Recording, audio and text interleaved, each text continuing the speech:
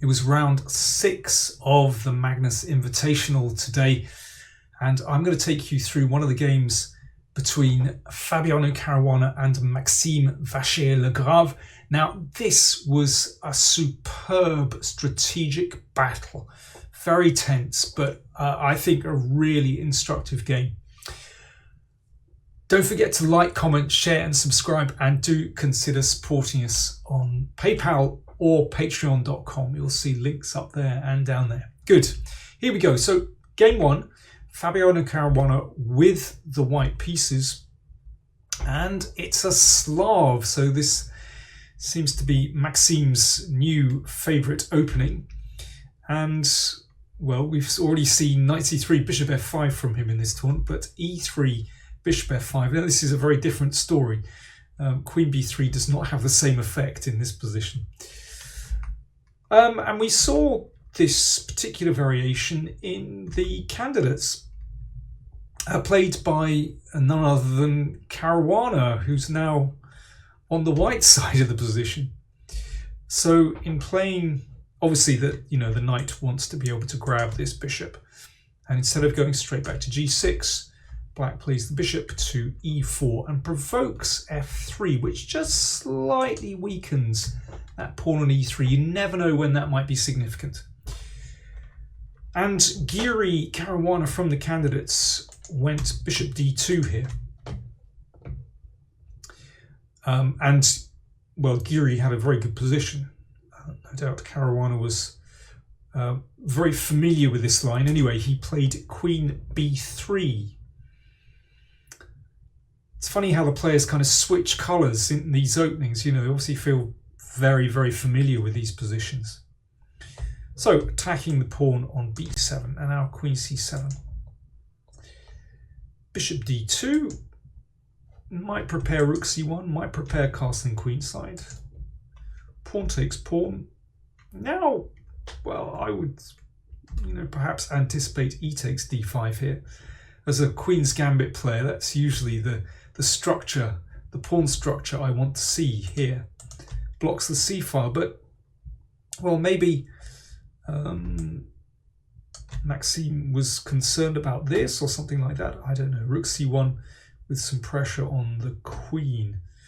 In any case, he played c takes d5, and the knight was exchanged on g6. Knight takes g6, h takes g6. So I always feel pretty comfortable with this kind of structure. These double G pawns open up the H file, and it can be a very strong defensive pawn structure as well if the black king were to castle on the king side. So if rook c1 here, then simply knight c6 seems okay for black. Castles queenside, interesting move. I mean, I guess with the open H file, it makes sense to put the king over here. A6, okay, perhaps, well, preparing maybe b5, so the king ducks out of the way, and knight c6. And now the rook shuffles across, so yeah, certainly the king is a lot safer on b1 than it would be on the king side. Well, on g1, yes, that would land into something very nasty. Anyway, rook b8. And incredibly, all this has been played before. g3 was played in this game, which didn't work out badly for white. Looks like a pretty normal move. But here, Caruana played bishop d3, and I note that when I just flicked on my computer engine, I noticed that it was actually suggesting bishop d3. Computer alert. So I think certainly Caruana, possibly Giri as well, was still in their preparation. Bishop d3 is a fascinating move, actually, because it simply allows rook takes pawn. And you have to ask yourself, well, what exactly has white got for the pawn here? Knight e2 played. Now this is a funny situation, because in a sense this rook is stuck on h2. It might have taken this pawn, but it can't really retreat to anywhere sensible. So, you know, sooner or later it's going to have to exchange itself off. Well, sooner was actually correct. So the rook is exchanged. And now black goes for counterplay on the queen side. b5. You never know, on a good day we might be able to advance these pawns down the board, or maybe play knight a5. Now, why on earth did Fabi give up this rook's pawn? Well, you can see he's gained control of the file, that's important, and with the rook standing on b8, then black's king can't easily hop to the other side of the board. e4 played. So we can see that, yeah, because of this very active rook, which is always a potential threat, then white certainly has counterplay here. The bishops look pretty good. e4, well, we're going to see actually that once that pawn arrives on e5, gives white quite a serious initiative. Queen b6, so that starts to put pressure on the pawn on d4. Now, there doesn't seem to me much for the queen to do on b3, so queen d1. And little tactic here, if knight takes pawn, we can play rook h8 check. And then rook takes rook, queen takes, and knight takes knight, winning a piece. Feels to me as though black's king should be getting out here. King d7 looks normal to me. This didn't happen, by the way. But here, there is no doubt that white has compensation. You know, you want to play g4 and f5 and break open the position. And white's bishops do look superb in this position. So it's not plain sailing for black in spite of this extra pawn. Okay, back to the game. Knight b4 played by Vachier-Lagrave. Well, sadly for white, one of these bishops has to go. And Caruana decided that that queen's bishop was more important. Or, sorry, the king's bishop, the light square bishop, was more important. And exchanged off on b4. Bishop takes b4, bishop takes b4, and now e5. So in this way, knight d7, f4. So in this way, white is starting to get quite a serious initiative, actually, because white has managed to secure these two centre pawns. It looks very much like a French pawn structure, of course, with black having these that opposing pawn chain here. And white is ready to play g4 and f5 to open up the position. Remember, black's king is kind of staggering around a little bit. So knight f8, so that prepares the evacuation of black's king. g4. Now bishop e7. Bishop was just kind of dangling on b4. Knight g3. And we're preparing for f5. Rook c8. Rook h8. Yeah, looks good. Just keeps up the pressure. Now my computer wants to play f5. But I can understand why Maxime didn't want to go this, because it does leave, you know, this pawn dangling. But in fact, black can kind of get away with it. I mean, I still think that white's okay here in spite of being a pawn down, because there's enough pressure. But anyway, f5 was not played. Instead, king d8. So now bishop c2, because with the king moving off that light square, let me just go back a move. In this position, of course, queen takes pawn on d4 will be met by bishop takes b5 check, and then queen takes queen. So after king d8 on a black square, now queen takes d4 is actually a threat. I got there. Bishop c2, defending the d pawn, and now f5. So, you know, physically trying to block white's pawn from advancing. E takes f6 en passant, g takes f6, and now bishop takes g6. So Caruana has won back the pawn. And black's king staggers over to the queen side where it has some protection. Knight e2, I mean, around about here it sort of felt as though Vachier-Lagrave had sort of got out of most of his difficulties. But it's very interesting how Caruana managed to just turn the screw in this position. So queen c7. Fair enough. Now a4, pretty brave move. I mean, f5 doesn't look bad, but a4 I think is a really excellent move. I think a brave move from Caruana actually, because he does, of course, slightly weaken his own king's position, but it's more important to get at this pawn on b5, and that really would be loose. So because of that, black exchanged on a4, and of course, you know, that opens up the king a little bit, potentially brings this bishop on a4 into the game. Knight d7.